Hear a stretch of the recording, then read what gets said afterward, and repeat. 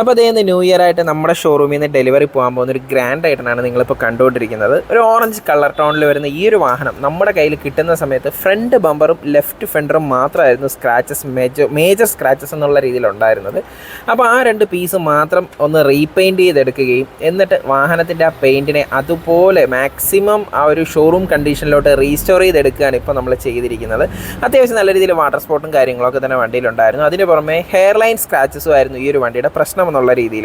അപ്പോൾ അതെല്ലാം തന്നെ മാറ്റി നമ്മുടെ സിയോൺ സിഗ്നേച്ചർ ആയിട്ടുള്ള ഗ്രഫൈൻ കോട്ടിംഗ് അപ്ലൈ ചെയ്ത് ഒരു മിൻ കണ്ടീഷനിലോട്ട് വാഹനത്തിനെ റീസ്റ്റോർ ചെയ്തിരിക്കുകയാണ്. ഇത് ഇപ്പോൾ നിങ്ങൾ കാണുന്ന പോലെ ഫുൾ ബോഡി ഞാനത് 360 കാണിക്കുകയാണ്.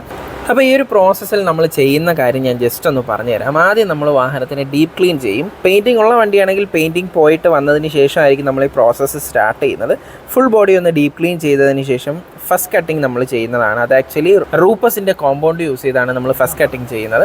ഫസ്റ്റ് കട്ടിങ്ങിന് ശേഷം സെക്കൻഡ് കട്ടിങ് ഉണ്ട്. സെയിം തന്നെ റൂപ്പസിൻ്റെ മെറ്റീരിയലാണ് അതും നമ്മൾ യൂസ് ചെയ്യുന്നത്. ക്വാളിറ്റി മെറ്റീരിയൽസ് മാത്രമേ സിയോണിൽ യൂസ് ചെയ്യത്തുള്ളൂ.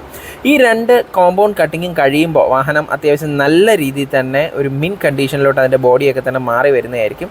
അത് കഴിഞ്ഞ് ഒന്നുകൂടി നമ്മൾ ഡീപ്പായിട്ട് തന്നെ വാഹനം വാഷ് ചെയ്യുന്നുണ്ട്. ഡീപ്പ് വാഷ് എന്ന് പറയുമ്പോഴത്തേക്കും അതിൻ്റെ ബീഡിങ്ങിലും ഡോർ പാഡിൻ്റെ ഒക്കെ ഉള്ളിൽ ഈ ഒരു കട്ടിങ് കോമ്പൗണ്ടിൻ്റെ പൊടികളൊക്കെ ഉണ്ടാകും. അതെല്ലാം തന്നെ റിമൂവ് ചെയ്ത് IP വാഷും കഴിഞ്ഞതിന് ശേഷമാണ് നമ്മൾ ഗ്രഫൈൻ കോട്ടിംഗ് വാഹനത്തിൽ അപ്ലൈ ചെയ്യുന്നത്.